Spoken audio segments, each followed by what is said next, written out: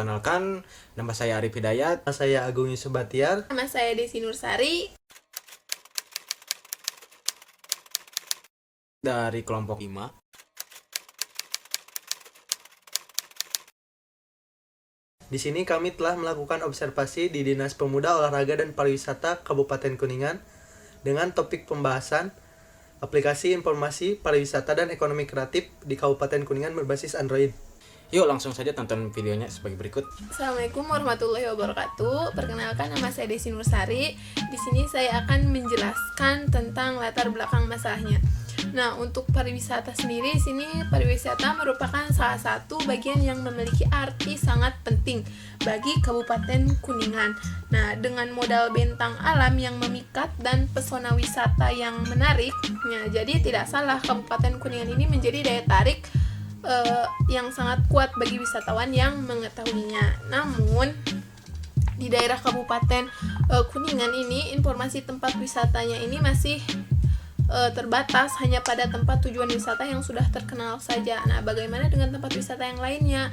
Nah, maka dari itu kelompok kami akan membuat sebuah aplikasi informasi pariwisata dan ekonomi kreatif di Kabupaten Kuningan berbasis Android. Nah, untuk target dan sasarannya ini, yang pertama, aplikasi ini sebagai wadah informasi terkait pariwisata dan ekonomi kreatif yang ada di Kabupaten Kuningan. Yang kedua, aplikasi ini akan digunakan oleh seluruh masyarakat umum, akan tetapi diprioritaskan untuk digunakan oleh tour guide sebagai wadah informasi mereka pengganti kertas. Kemudian yang ketiga, pembuatan aplikasi ini hanya dikhususkan untuk pariwisata dan ekonomi kreatif di daerah Kabupaten Kuningan dengan fokus di wisata alam, kuliner, kerajinan, dan homestay. Kemudian yang keempat, pengembangan aplikasi ini terdiri dari dua bagian, yaitu aplikasi pengguna dan administrator. Dan yang terakhir, aplikasi yang ditunjukkan untuk pengguna hanya dapat diakses melalui smartphone Android.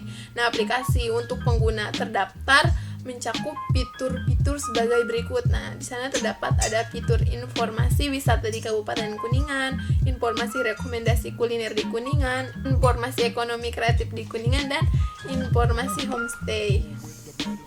Nah, kemudian untuk pedoman pengembangannya, di sini sistem lama yang perlu diperbaiki disebabkan karena beberapa hal. Yang pertama, adanya permasalahan-permasalahan atau problem yang ditimbulkan di sistem yang lama. Permasalahan yang timbul dapat berupa kurangnya informasi terkait tempat wisata, kuliner, kerajinan, dan homestay. Kemudian informasi hanya berfokus pada wisata tertentu. Nah, kemudian yang kedua ini, untuk meraih kesempatan-kesempatan dalam keadaan persaingan pasar yang ketat, kemudian kecepatan informasi dan efisiensi waktu sangat menentukan banyaknya pengunjung yang datang berwisata ke Kabupaten Kuningan, sehingga teknologi informasi perlu digunakan untuk meningkatkan penyediaan informasi. Dan yang terakhir, sini sebagai penyandang informasi sesuai visi pembangunan Kuningan Maju, Makmur, Agamis, dan Pinunjul berbasis desa tahun 2023 yang menargetkan 100 desa pinunjul dan 25 desa wisata. Nah, di sini keunggulan aplikasi. Yang pertama, aplikasi ini membantu mengembangkan sistem informasi pariwisata yang sudah ada sehingga membuat sistem tersebut menjadi lebih efisien. Nah, yang kedua, aplikasi ini bisa membantu para wisatawan maupun tour guide dalam mencari informasi pariwisata. Nah, untuk kebanyakan untuk pariwisata dari luar yang taunya itu aja, sedangkan di Kabupaten Kuningan itu setiap tahunnya tempat jumlah data yang wisata itu semakin banyak dan terus berkembang. Nah, yang ketiga, masih apapun dari mulai kuliner, pariwisata, kerajinan, pagelaran seni, dan lain-lain itu akan selalu terupdate. Terus yang selanjutnya, aplikasi ini dapat diakses kapan saja dan di mana saja karena aplikasi ini Android dan juga ada websitenya, jadi bisa kapanpun kalian bisa cek gitu. Terus yang selanjutnya, calon wisatawan dengan mudah dapat merencanakan liburannya, mendapatkan gambaran tempat, waktu, dan biaya yang dikeluarkan. Nah, kebanyakan dari luar wisatawan tersebut gak tahu nih harganya wisata ini berapa, terus makanan ini berapa. Nah, dengan adanya aplikasi ini kita tahu mulai dari tempatnya apa aja, list harganya berapa aja. Terus yang terakhir, bagi pemerintah daerah, aplikasi dapat membantu mendapatkan wisatawan lebih banyak. Itu sangat jelas sekali dengan adanya aplikasi ini. Dengan teknik marketing yang bagus, wisatawan dari luar dapat mengetahuinya dan wisatawan tersebut bisa datang ke Kuningan, tidak ragu lagi. Oke, terus yang selanjutnya dari fitur aplikasi. Nah, yang pertama yaitu profil objek wisata. Nah, profil objek wisata ini yaitu dimulai dari latar belakang objek wisatanya, yang kedua dari daerahnya di mana, yang ketiga ada apa aja sih di dalam tersebut. Nah, untuk profil kuliner itu akan menjelaskan beberapa makanan-makanan khas Kuningan nih, salah satunya kucap Mairoh. Nah, yaitu yang sudah terkenal di mana-mana, dan yang tidak populer lagi ciri khas Kuningan yaitu tape ketan, khususnya tempe yang di dalam ember. Nah, yang ketiga pun dari segi minuman yaitu jeniper, jeruk nipis peras. Nah, dari kerajinan, untuk profil kerajinan ini yaitu Kuningan banyak sekali pengrajin namun tidak terekspos. Namun produk-produk Kuningan salah satunya sudah bisa keluar ke mancanegara, namun dari Kuningan tersebut belum terekspos. Selanjutnya yaitu properti atau homestay. Nah, untuk para wisatawan yang dari luar kota, yang dari manapun itu saja, nah bisa mudah sekali untuk mencari homestay yang ada di Kuningan. Salah satunya ada di Cibuntu, ada daerah Palutungan, dan lain-lain. Nah, untuk ekonomi kreatif ini karena di Kuningan baru, nah yang kita akan mendongkrak ekonomi kreatif anak-anak muda Kuningan. Nah, untuk ekonomi kreatif di dalamnya itu ada beberapa subsektor. Namun tidak semua ekonomi kreatif yang dipaparkan di Kementerian Pariwisata itu akan diberlakukan di Kuningan. Namun ada beberapa, yaitu yang pertama ada dimulai dari fashion. Nah, yang kedua ada dari kriya, kuliner, kerajinan, terus pagelaran. Nah, salah satu itu untuk isi dari ekonomi kreatif. Nah, ini untuk gambaran teknis, gambaran besar di aplikasi itu global use case. Yang itu, pertama ada dua entitas, yaitu dari user dan admin. Nah, untuk user untuk para tour guide, untuk para wisatawan atau yang dari luar untuk bisa mengakses. Nah, untuk admin itu untuk mengupdate data dan lain-lain. Nah, ada yang pertama untuk ada menu utama. Nah, untuk dalam menu utama itu ada 3 bagian, yaitu dari wisata, ekonomi kreatif, dan tentang atau about. Nah, di wisata itu terbagi lagi ada 3 jenis. Yang pertama wisata alam, wisata religi, atau wisata keluarga. Nah, dan di ekonomi kreatif juga dibagi menjadi 4, yaitu homestay, pertunjukan seni, kerajinan, kuliner. Halo, nama saya Agung Yusuf Batiar. Saya akan menjelaskan tentang kebutuhan sumber daya. Yang pertama itu mengenai perangkat keras atau infrastruktur. Menentukan perangkat keras yang akan digunakan, kami telah survei dan menganalisis kira-kira kebutuhan perangkat kerasnya sebagai berikut. Kami menyarankan menggunakan 1 unit laptop karena laptop mudah digunakan dan dapat dioperasikan di mana saja dan kapan saja. Dengan spesifikasi laptop Intel Core i7 generasi 8. Mengapa kami menggunakan CPU tersebut? Karena CPU tersebut adalah versi yang lumayan baru atau yang memungkinkan atau yang bisa memenuhi standar untuk digunakan sebagai admin. Yang kedua ialah memorinya 8GB dengan SSD 512GB disertai GPU Nvidia GeForce MX 250. Mengapa spesifikasinya begitu tinggi? Karena perangkat tersebut akan digunakan untuk mengelola data, mengedit video, mencari informasi. Jadi harus dibutuhkan spesifikasi yang lumayan tinggi. Yang kedua ialah perangkat lunak. Karena aplikasi yang kami gunakan ialah platform mobile yaitu Android dan platform desktop yaitu website. Untuk itu aplikasi ini kami menggunakan bahasa pemrograman Java dengan dipadukan dengan aplikasi Android Studio, Android SDK, dan emulator AVD Android Virtual Device untuk mengetes aplikasi tersebut.